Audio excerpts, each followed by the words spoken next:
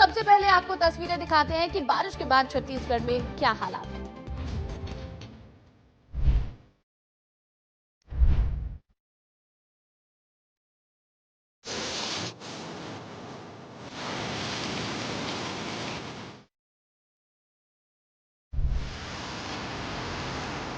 इस वक्त मैं मौजूद हूँ शक्ति जिले के लोक निर्माण विभाग अंतर्गत बने हुए रेस्ट हाउस मालखरौदा में। मध्य प्रदेश के साथ-साथ नीमच जिले में भी लगातार जो है मूसलाधार बारिश हो रही है।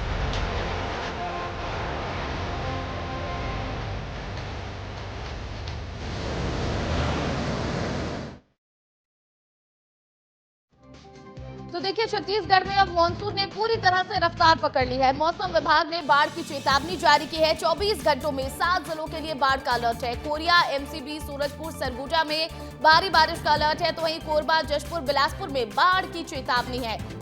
एक सप्ताह तक प्रदेश में मॉनसून पूरी तरह से सक्रिय रहने वाला है। 6 और 7 जुलाई को उत्तर छत्तीसगढ़ में भारी बारिश होगी, तो वहीं दक्षिण छत्तीसगढ़ में भी तेज बारिश का दौर देखने को मिलेगा। तो देखिए, छत्तीसगढ़ में मॉनसून ने पूरी तरह से रफ्तार पकड़ ली है और लगातार भारी बारिश का दौर देखने को मिल रहा है। मौसम विभाग ने बाढ़ की चेतावनी भी जारी कर दी है। देखिए, लगातार हो रही बारिश के बीच अब मौसम विभाग ने बाढ़ की चेतावनी जारी की है। 24 घंटों में 7 जिलों के लिए बाढ़ का अलर्ट है। कोरिया, एमसीबी, सूरजपुर और सरगुजा में अलर्ट है, तो इसी के साथ साथ कोरबा, जशपुर और बिलासपुर में भी बाढ़ की चेतावनी दी गई है। तो लगातार बारिश हो रही है। बारिश को लेकर तो अलर्ट जारी है, लेकिन 7 ऐसे जिले हैं जहां पर अगले 24 घंटों में बाढ़ की चेतावनी दी गई है। बाढ़ को लेकर अलर्ट जारी किया गया है, क्योंकि ये 7 ऐसे जिले हैं जहां पर आने वाले समय में लगातार भारी बारिश देखने को मिलने वाली है और मूसलाधार बारिश होने की वजह से कोरिया, एमसीबी, सूरजपुर, सरगुजा, कोरबा, जशपुर और बिलासपुर में बाढ़ की चेतावनी जारी की गई है।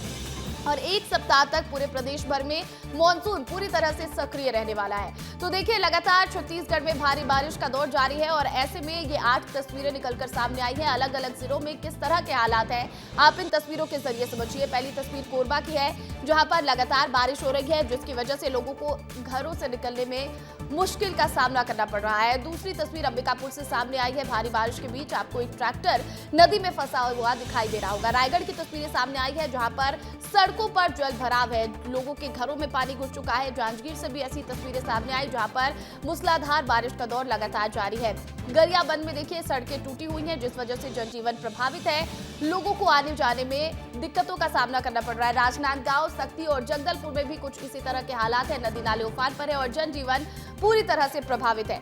और हमारे साथ हमारे 3 सहयोगी जुड़ गए छत्तीसगढ़ से। रोहित मिश्रा रायपुर से लाइव है, तो हरीश साहू कोरबा से, वहीं राकेश साहू सक्ती से जुड़ गए हैं। सबसे पहले मैं रोहित आपके पास आना चाहूंगी। छत्तीसगढ़ की राजधानी रायपुर में किस तरह के हालात हैं, और क्योंकि लगातार बारिश हो रही है, तो ऐसे में निगम अमला किस तरह से तैयार है?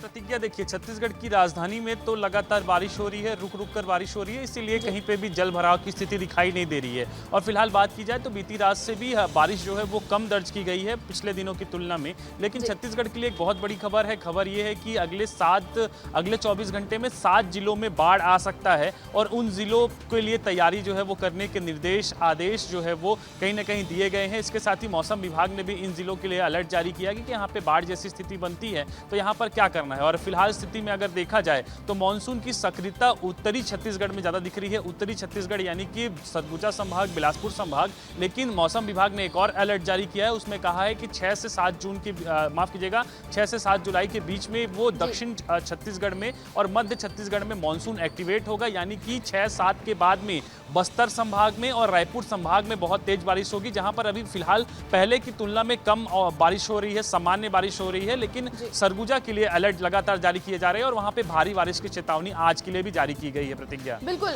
देखिए, रायपुर में फिलहाल तो हालात सामान्य बने हुए हैं, लेकिन सक्ती में राकेश साहू मुझे छतरी के साथ नजर आ रहे हैं। तो ऐसे में राकेश बताइएगा, वहां पर क्या बारिश हो रही है, क्योंकि आने वाले दिनों के लिए भी पूरे छत्तीसगढ़ में भारी बारिश का अलर्ट है। प्रदेश के साथ शक्ति जिले में भी मानसून पूर्ण रूप से सक्रिय है और जिससे जनजीवन अस्त व्यस्त हो गया है।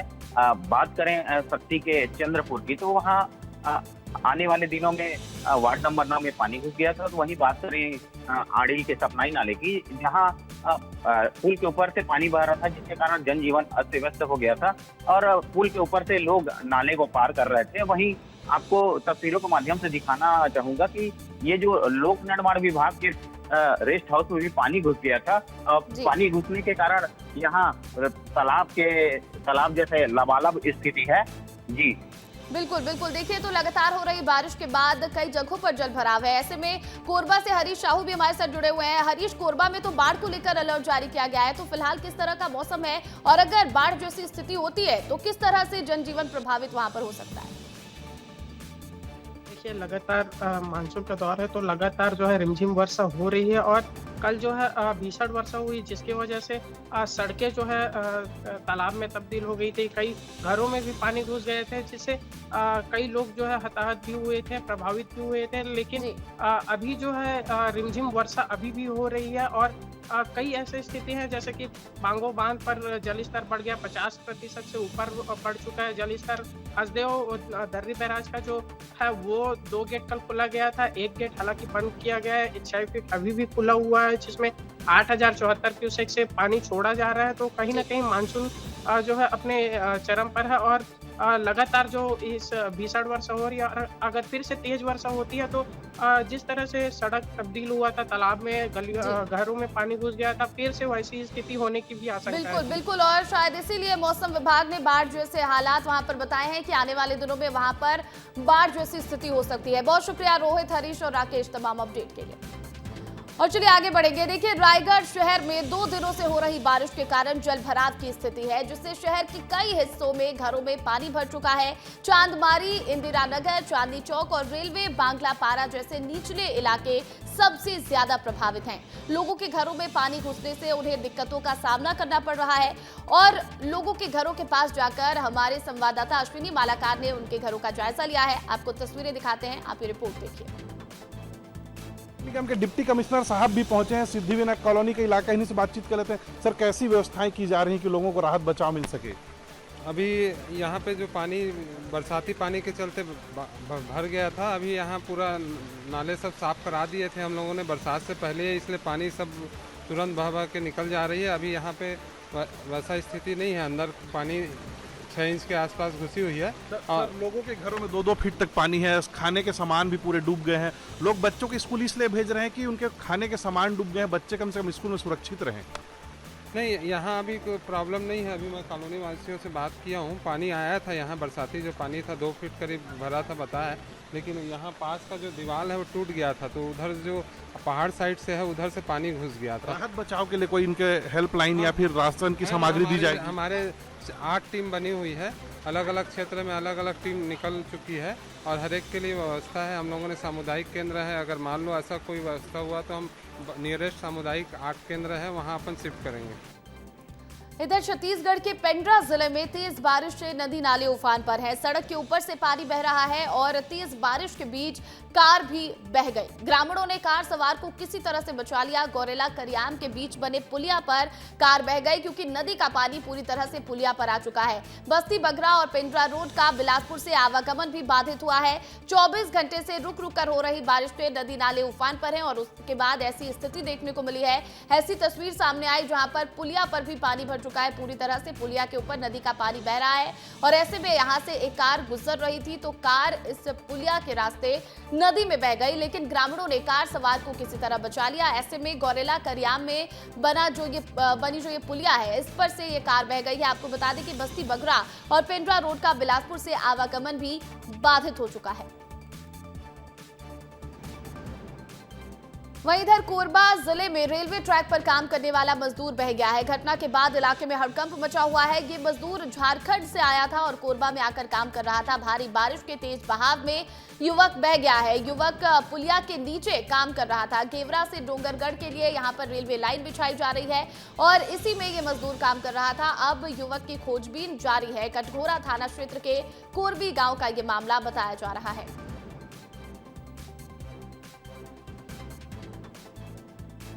और अगली खबर बीजेपी से जुड़ी हुई है। देखिए, मैनपाट में बीजेपी नेताओं की क्लास लगने वाली है। 7 से 9 जुलाई तक बीजेपी का प्रशिक्षण शिविर चलने वाला है। मंत्री, सांसद, विधायक को यहां पर ट्रेनिंग दी जाएगी। महापौर, जिला पंचायत अध्यक्ष भी ट्रेनिंग लेंगे। शिविर में 12 सत्र में प्रशिक्षण दिया जाएगा। उद्घाटन सत्र में राष्ट्रीय अध्यक्ष शामिल होंगे तो दूसरे दिन BL संतोष, संगठन महामंत्री, वो शामिल होंगे। समापन सत्र में केंद्रीय गृह मंत्री अमित शाह शामिल होंगे। केंद्रीय मंत्री शिवराज सिंह चौहान, धर्मेंद्र प्रधान, सह संगठन मंत्री शिव प्रकाश भी शिविर में शामिल होंगे। तो बड़ी खबर है क्योंकि मैनपाट में बीजेपी नेताओं की अब क्लास लगने वाली है। मध्य प्रदेश के बाद अब छत्तीसगढ़ की बारी है, जहां पर बीजेपी नेताओं की क्लास लगेगी। 7 से 9 जुलाई तक बीजेपी का प्रशिक्षण शिविर मैनपाट में चलने वाला है और इसमें तमाम जो मंत्री हैं, सांसद और विधायक हैं बीजेपी के, उन्हें ट्रेनिंग दी जाएगी। महापौर, जिला पंचायत अध्यक्षों को भी ट्रेनिंग दी जाएगी इस शिविर में। और इस शिविर में 12 सत्र होंगे, जहां पर इन सभी को प्रशिक्षण दिया जाएगा। उद्घाटन सत्र में राष्ट्रीय अध्यक्ष शामिल होंगे, दूसरे दिन बीएल संतोष और समापन सत्र में केंद्रीय गृह मंत्री अमित शाह शामिल होंगे। और देखिए, छत्तीसगढ़ में कांग्रेस राष्ट्रीय अध्यक्ष मल्लिकार्जुन खड़गे का भी दौरा रहने वाला है। मल्लिकार्जुन खड़गे बैठक ले सकते हैं, प्रदेश कार्यकारिणी के साथ चर्चा कर सकते हैं। मल्लिकार्जुन खड़गे आगामी रणनीति पर भी चर्चा हो सकती है। छत्तीसगढ़ में कांग्रेस की स्थिति पर चर्चा संभव है। 7 जुलाई को छत्तीसगढ़ दौरे पर आ रहे हैं मल्लिकार्जुन खड़गे।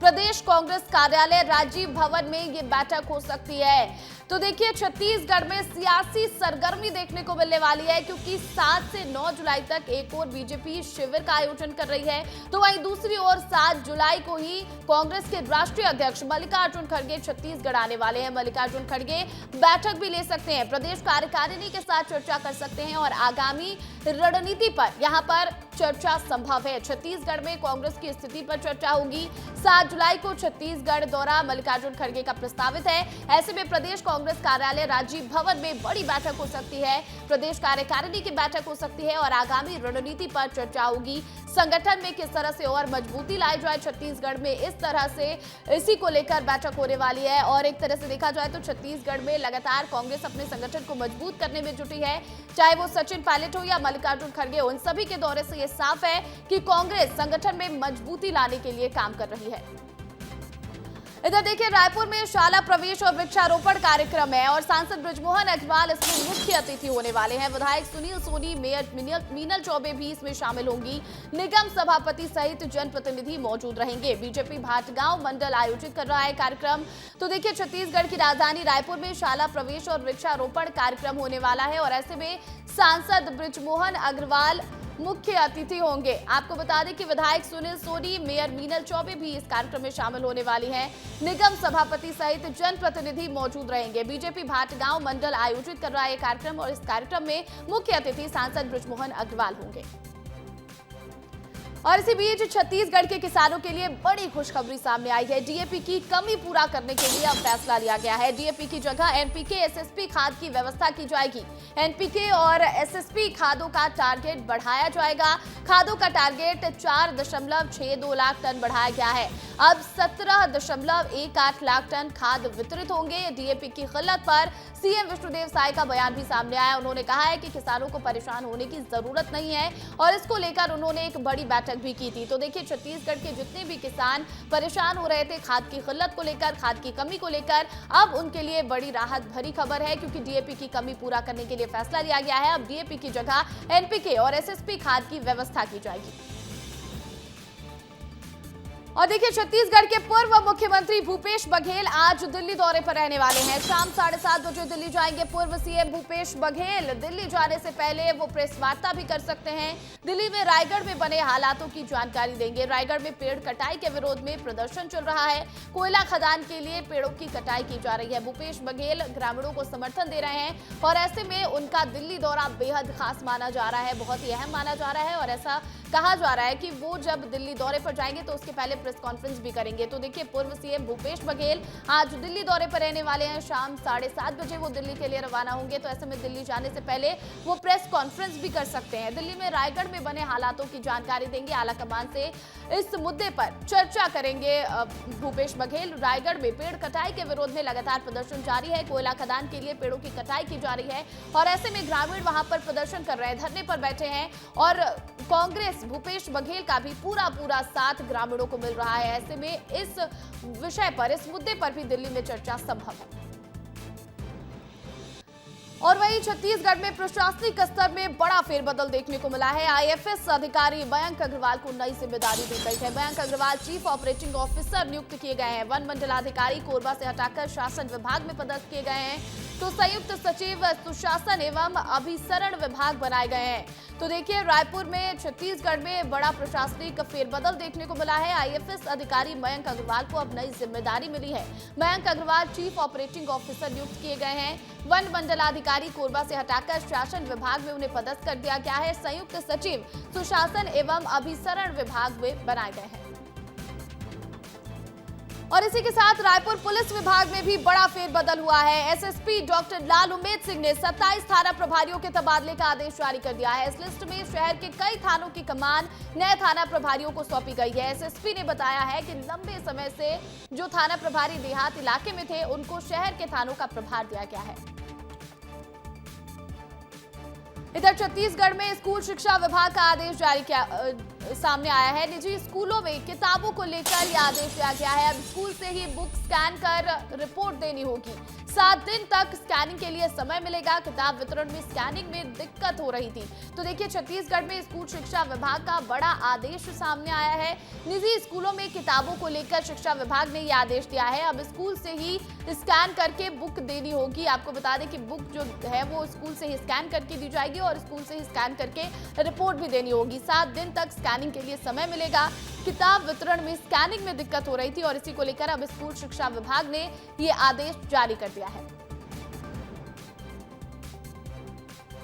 इधर छत्तीसगढ़ के कोंडा गांव में राम मंदिर तालाब के पास NH 30 की सड़क हाल ही में भारी बारिश के चलते धंसक गई, जिससे यातायात व्यवस्था बिगड़ गई है। सड़क के कमजोर होने और भारी वाहनों की आवाजाही से हालात और खराब हो गए हैं। प्रशासन ने शहर में ट्रैफिक जाम से बचने के लिए 4 जुलाई से नया रूट तय किया है, जिसके तहत अब जगदलपुर से रायपुर जाने वाले ट्रक और टिप्पर शहर के अंदर नहीं आएंगे और निर्माणाधीन बाईपास से होकर गुजरेंगे। फिलहाल रायपुर से जगदलपुर जाने वाले वाहन पुराने रूट से ही चलेंगे।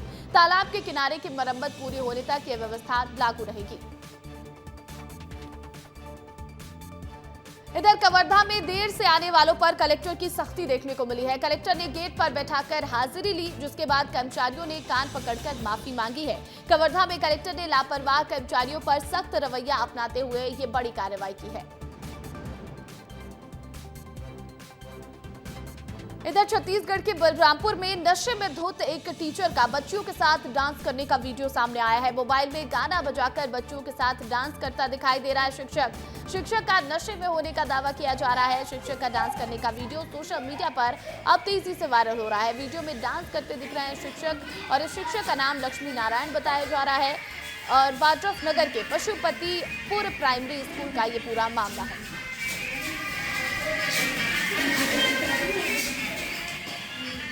और अब खबर कोरबा से है, जहां मलगांव में ACCL दीपिका विस्तार परियोजना के लिए हुए भूमि सर्वे में बड़ा फर्जीवाड़ा सामने आया है। मुआवजा सूची में शामिल 152 मकान वास्तव में मौजूद ही नहीं है।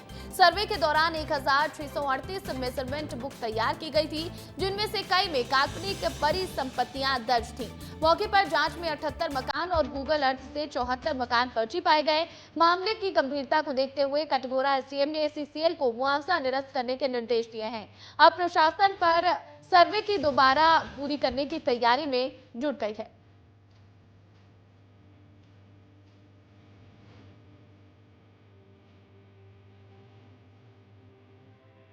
और वही देखिए, 30 जून को छत्तीसगढ़ में हाई सिक्योरिटी नंबर प्लेट लगवाने की अंतिम तारीख थी, जो कि अब समाप्त हो चुकी है। इसके बावजूद बड़ी संख्या में वाहन चालक अब तक अपने वाहनों पर हाई सिक्योरिटी नंबर प्लेट नहीं लगवा पाए हैं।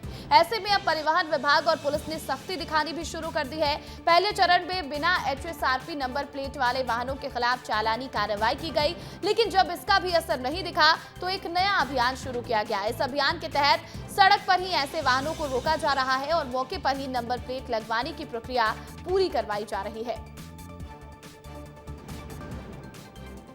छत्तीसगढ़ में हाई सिक्योरिटी नंबर प्लेट जो था HSRP, उसको लेकर अब डेडलाइन खत्म हो गई है और अब जो पुलिस है वो कार्रवाई करते हुए दिखाई दे रही है। अभी हाल ही बीते दिन में आपने देखा था कि 111 गाड़ियों पे कार्रवाई की गई थी पुलिस द्वारा, अब जिसमें RTO भी शामिल थी।